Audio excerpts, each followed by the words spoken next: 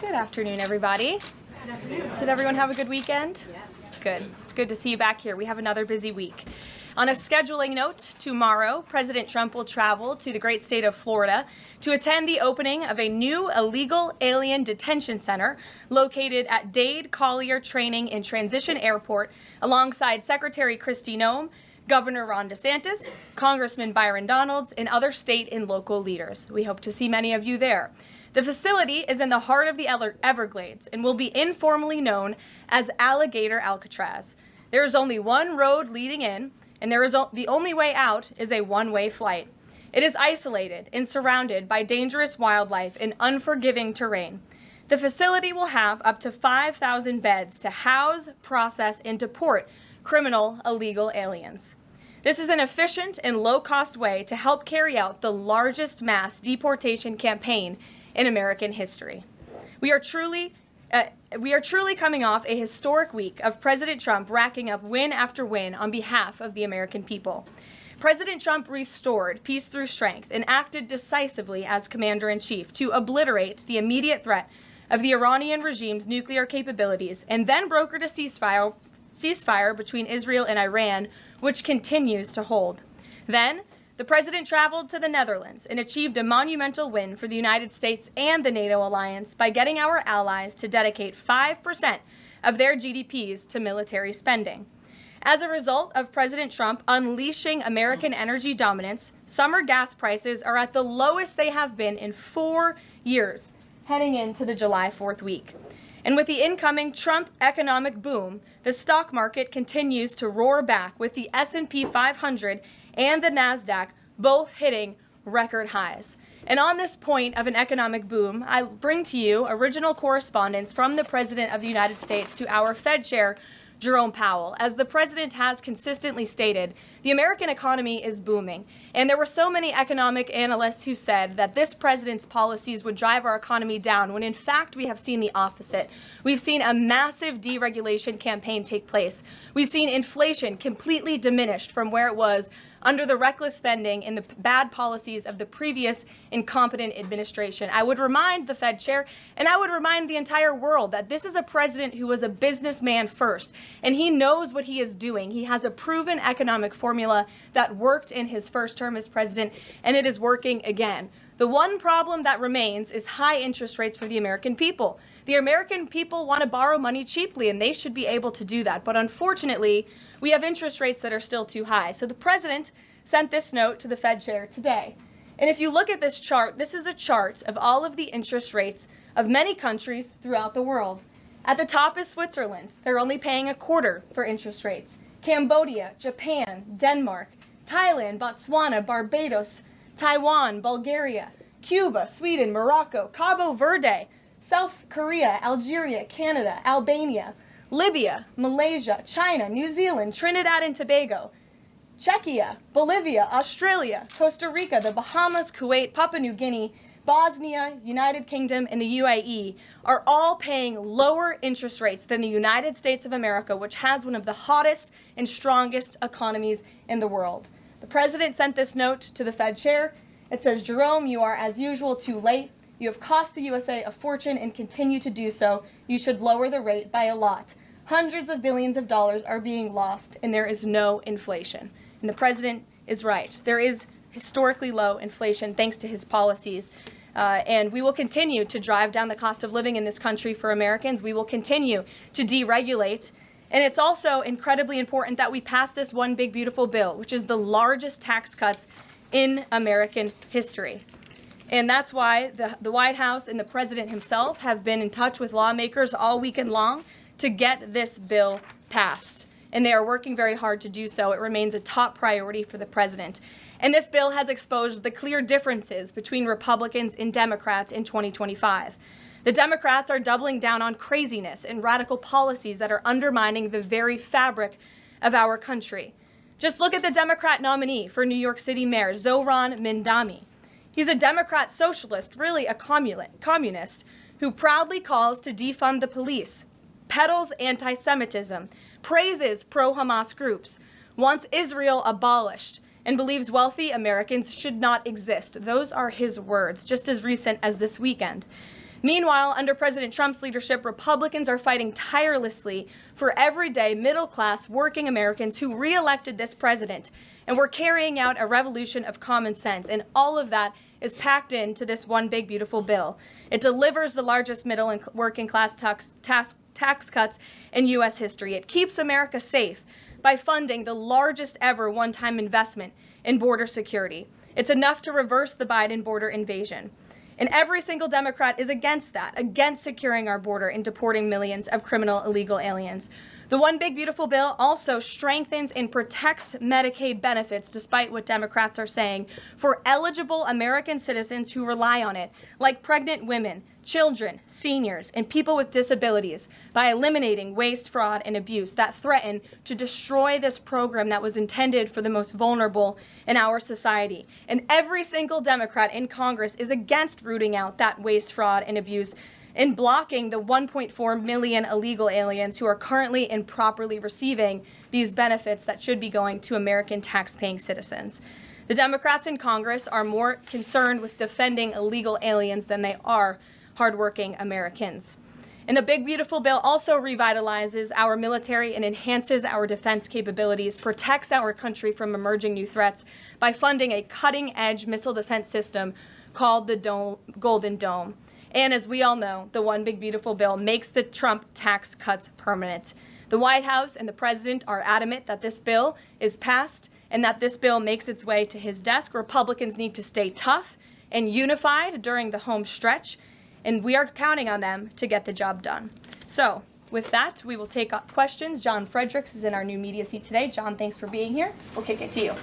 Thank you, Caroline. Let's get to the One Big Beautiful Bill first. It appears now you're going to get at least 50 votes in the Senate. There'll be some amendments. What is the president's confidence level in getting 218 votes in the House by the end of this week in order for him to sign it on Friday? Well, look, we are very well aware, the president is very well aware, that this bill needs to not only pass out of the Senate, but it needs to go back to the House, and we need the full weight of the Republican conference to get behind this bill, and we expect them to, and we are confident that they will. The president has been working hand in hand with Senate Majority Leader Thune and also our House Republican leader, or the Speaker of the House, Mike Johnson, both of whom will be at the White House today to meet with the president yet again. I believe they were here this morning, actually. I have one follow-up. Sure. You outlined Jerome Powell and the note that the president just sent to him. There are many who believe that Powell has been politicized in a lot of different ways.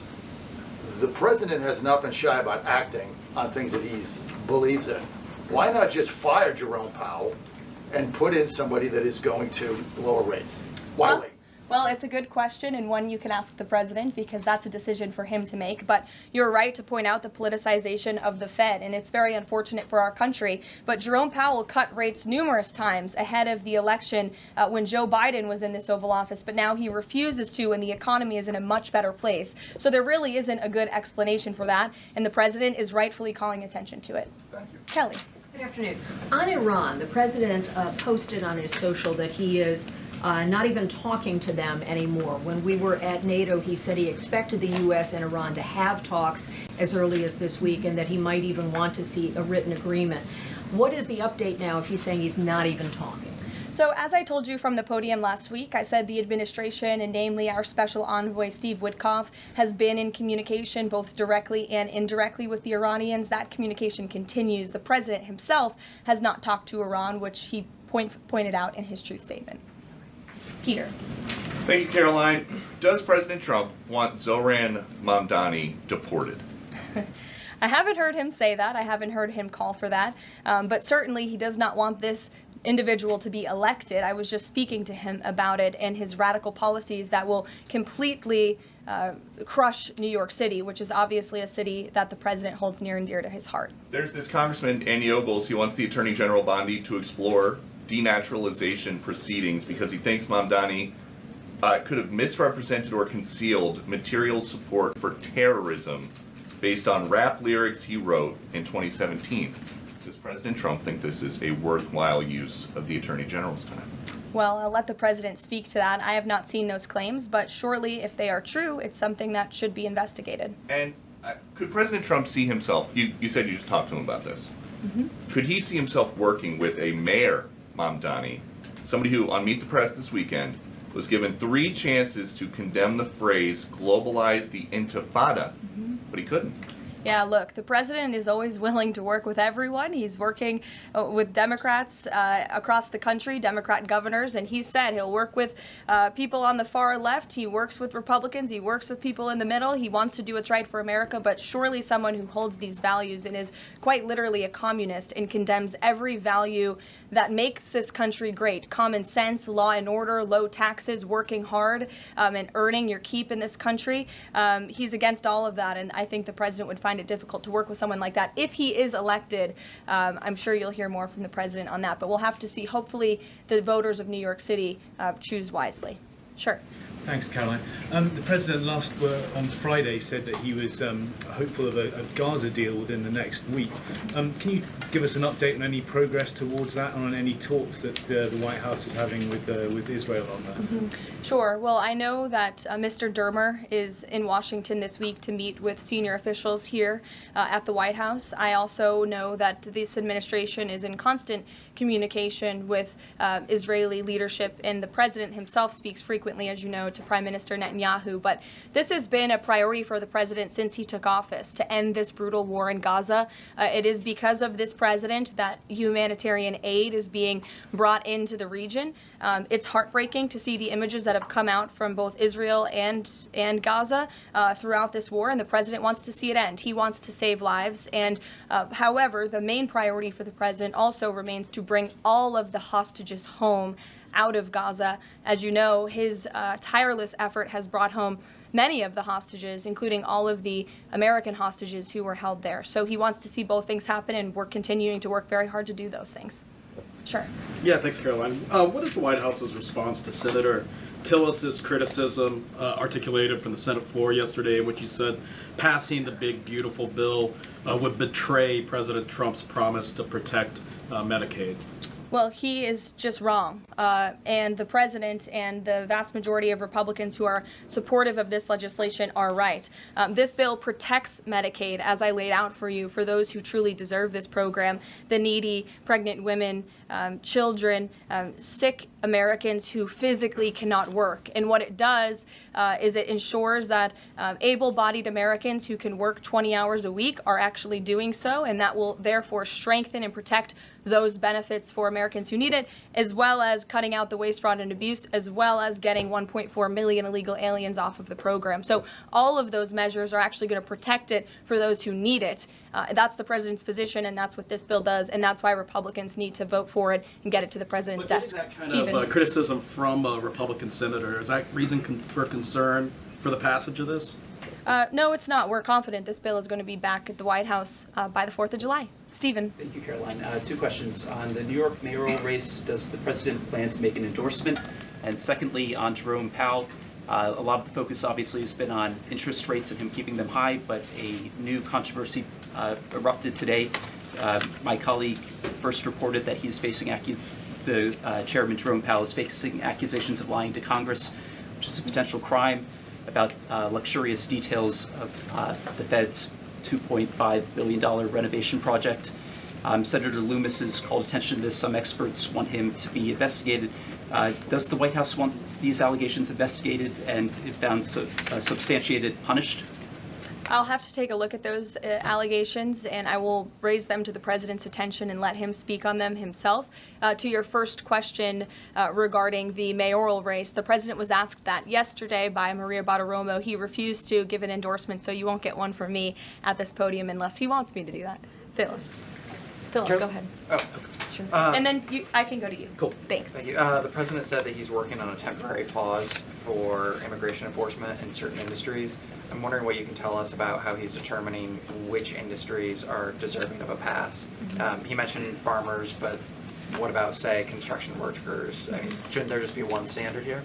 I don't have any more details to read out for you, but what I can tell you is that the White House is working closely every day with the Department of Agriculture as well as the Department of Homeland Security when it comes to workforce enforcement, worksite enforcement, I'm sorry. And the president's focus and the focus of this administration is, of course, to remove public safety threats from the streets and to deport as many of the illegal criminals, especially the violent criminals that we know are still here because of the previous administration. So that's the main priority and the goal. And then the president has already made cuts to the office of the Director of National Intelligence, but now Senator Tom Cotton has put forward a bill that would cut the office by another 60%.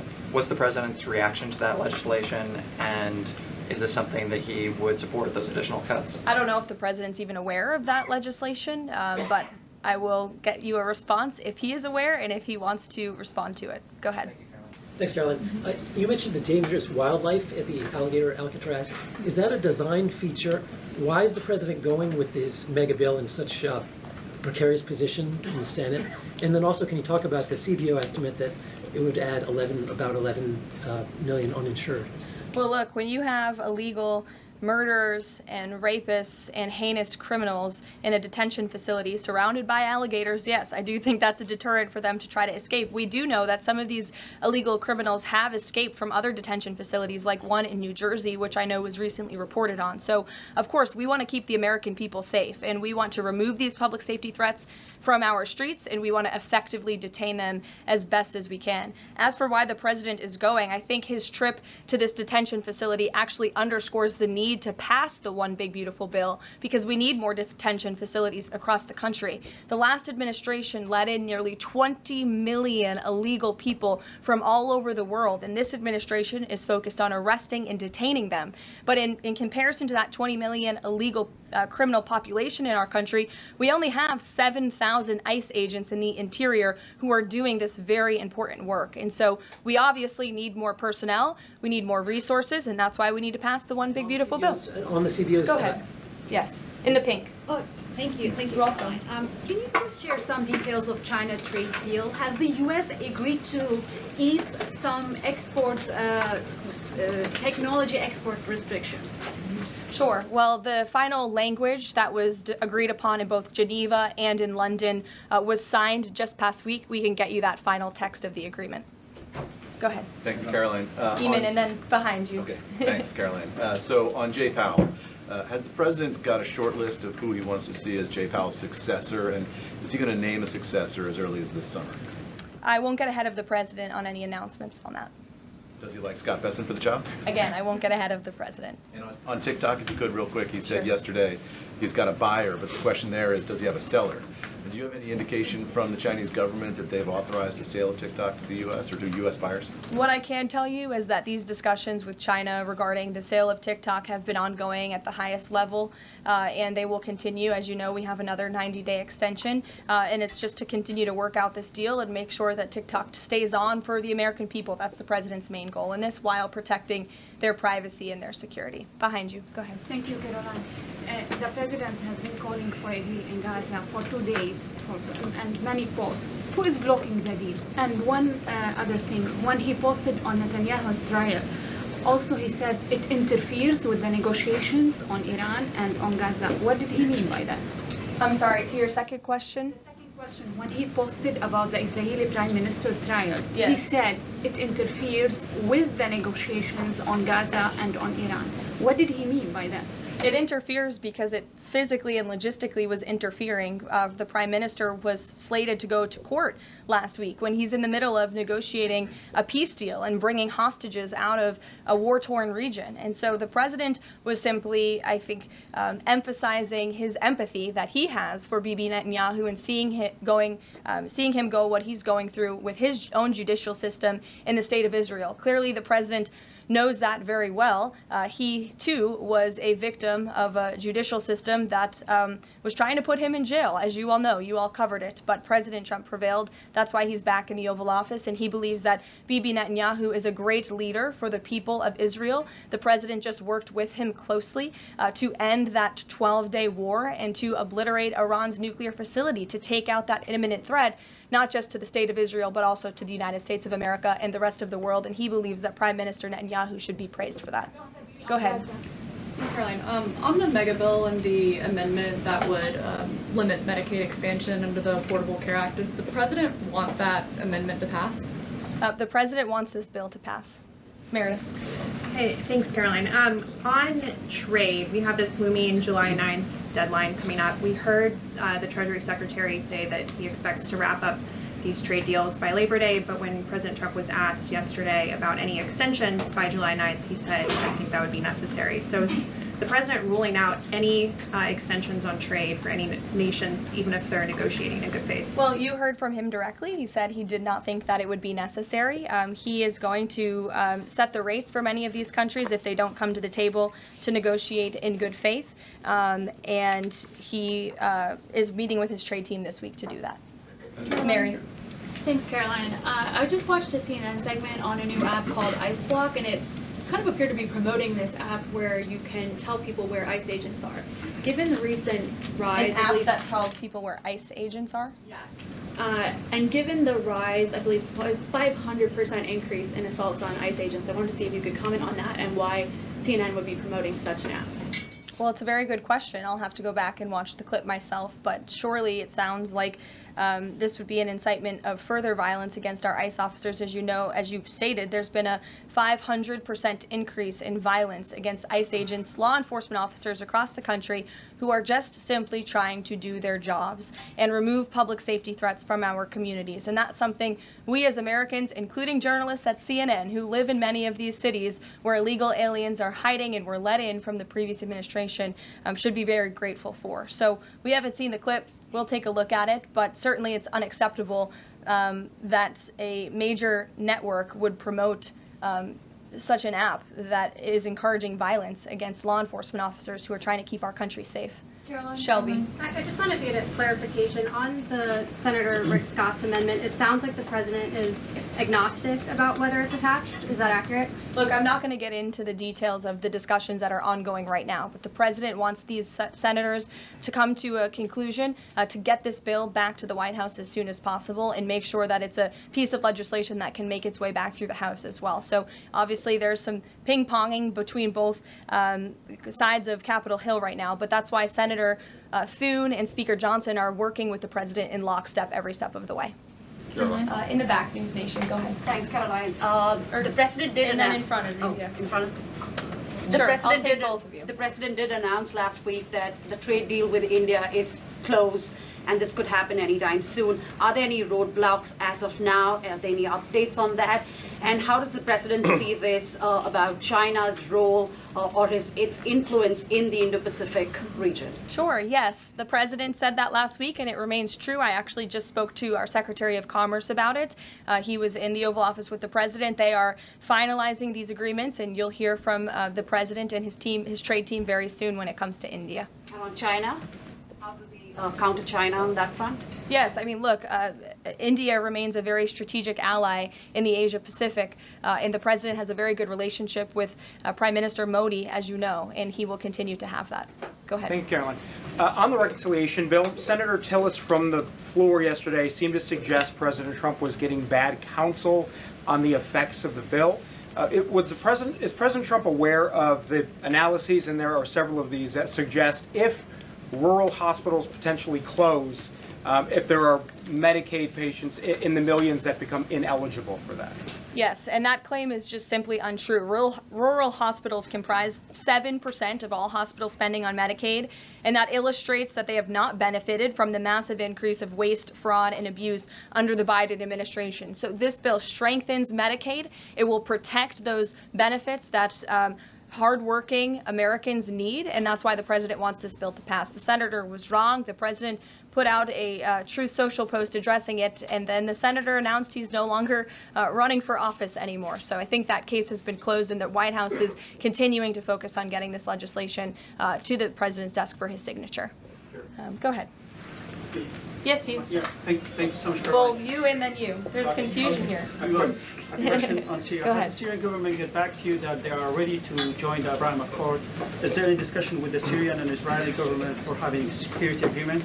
This is the first question. And the second question, what's the end goal for talking with the Iranian? Is that only focused on the nuclear program, or they are willing to speak about other issues like the proxy groups and ballistic missiles, or even trade with Iran?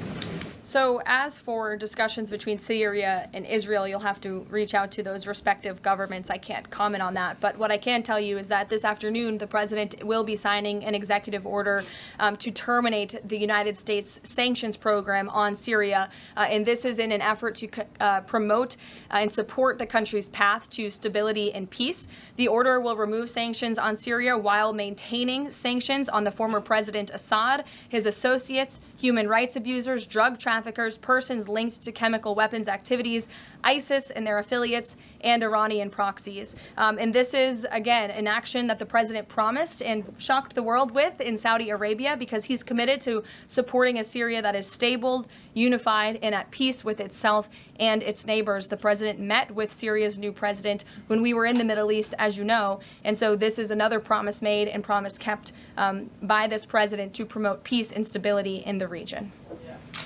Go ahead, Iris. Sure. Questions on two topics, if you don't mind. Sure. Iris with NTD here. First on Canada.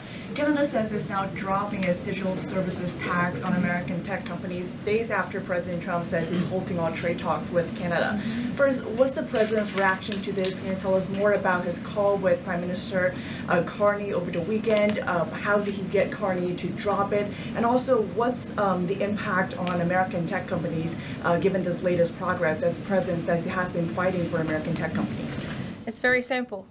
Prime Minister Carney in Canada caved to President Trump in the United States of America. And President Trump knows how to negotiate, and he knows that he is governing the best country and the best economy in this world, on this planet. And every country on the planet needs to have good trade relationships with the United States. And it was a mistake for Canada to vow to implement that tax that would have hurt our tech companies here in the United States. The president made his position quite clear to the Prime Minister, and the Prime Minister called the president last night to let the president know that he would be dropping that tax, which is a big victory for our tech companies and our American workers here at home. And on Harvard, if you don't mind, the administration today formally accused Harvard of violating civil rights laws by not doing enough to fight anti-Semitism.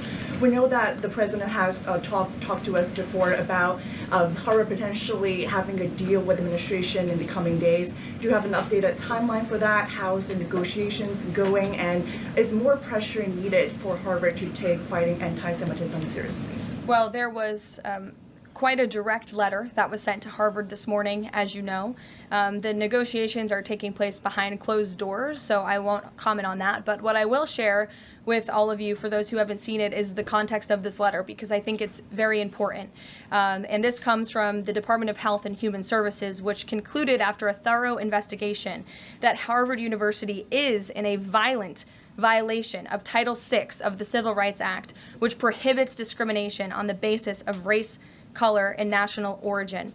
And if you read some of the content of the investigation and what they found, the majority of Jewish students reportedly experienced negative bias or discrimination on their campus, while a quarter of Jewish students at Harvard felt physically unsafe. Jewish and Israeli students were assaulted and spit on. They hid their kippahs for fear of being harassed and concealed their Jewish identity from classmates for fear of ostracization. Images were widely circulated amongst the Harvard community that trafficked in obvious anti-Semitic tropes, including one that showed a $sign inside of a Star of David, and the campus was vandalized with anti-Semitic stickers, including one that showed the Israeli flag with a swastika. The Harvard campus was racked by demonstrations, as you all know, violent protests that violated the university's rules of conduct. The demonstrations called for genocide and murder, denied Jewish and Israeli students access to campus spaces. These are all facts that Harvard cannot dispute, and that's why the administration has found them in violation of Title VI and has threatened to withhold their federal funding, because if you break federal law, you should not be receiving federal tax dollars. And so I rest my case on Harvard. Andrea. Yeah, so President Macron of France earlier today said that tariffs levied by powerful countries are often a form of blackmail, and criticized the sort of process that's underway. He didn't mention the United States specifically, but said that these tariffs are really hurting developing countries. So there's this big UN conference going on. What do you say to that? What is the president, was he aware of that comment, and did he have any response? I think the president and the White House would certainly reject that characterization by Prime Minister Macron. Tariffs are an effective use of presidential power to bring back the middle class, to bring back our manufacturing industry, which was the backbone of our American economy and has been hollowed out by globalist politicians who have caved to foreign countries instead of doing what's right for American workers. That's why the president is effectively utilizing his authority to wage tariffs and to utilize tariffs, and continues to be in discussions and negotiations on trade to do what's right for America. And Europe and the rest of the world might not be used to that, but President Trump is back in town, and he's going to do what's right for our people and our country. Can I just follow up on Netanyahu? So there's a report in Israeli media that the Prime Minister will actually be here, that Netanyahu will be here today meeting with the President. Can you confirm that? I don't believe Prime Minister Netanyahu is here today. I think you guys would know about that by now. Unless there's something going on I don't know about, but I don't believe he is. I do know he has expressed interest in coming to Washington and meeting with the President, and we are working on a date for that. I do not believe it is today, but that would be fun. You never know in this White House, let's be honest. Go ahead. Thanks, Carolyn. Does the president support this new measure in the big, beautiful bill that would impose steep new taxes on new wind and solar projects? I believe you're referring to the credits for wind and solar projects. No, and we're talking about the new tax. There's a new tax that it's estimated would add 10 to 20% to the cost of any new wind and solar projects that start after this year. Again, I don't want to comment on the specifics of provisions, but I'm sure the president will speak on that directly. Again, this is an ongoing process. The president continues to be very much engaged with the leadership in both the Senate and the House to get this bill back to his desk. Did the president ask for that provision? Because the National Building Trades Union is saying that it's the equivalent of terminating more than 1,000 Keystone XL pipeline projects. Is that something that would concern him? Well, the president spoke on this yesterday in his interview, and he said he understands that legislators want to protect jobs in their communities and in their districts. And so he understands why some of them are against this provision, but he also understands why people want the provision. So again, this is an ongoing deliberation and discussion, and the president is engaged in this very much. Go ahead. Thanks, Caroline.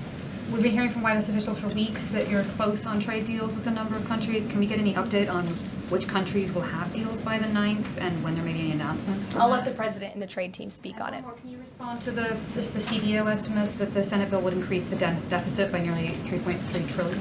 This is one of the most fiscally conservative pieces of legislation that has ever made its way through Capitol Hill. There's $2 trillion in mandatory savings in this bill, and not only that, the projected growth that this bill will bring to our economy. It will be an economic boom. The Council of Economic Advisors has an analysis that shows that the bill will generate $4.1 trillion in economic growth, and it will cut taxes, putting more money back into the American people's pockets. That's why this president wants this bill to pass, and I know he's busy working the phones and doing what he needs to do today to make it happen. So we'll see you all later. Thank you. We'll see you in Florida tomorrow. Thank you.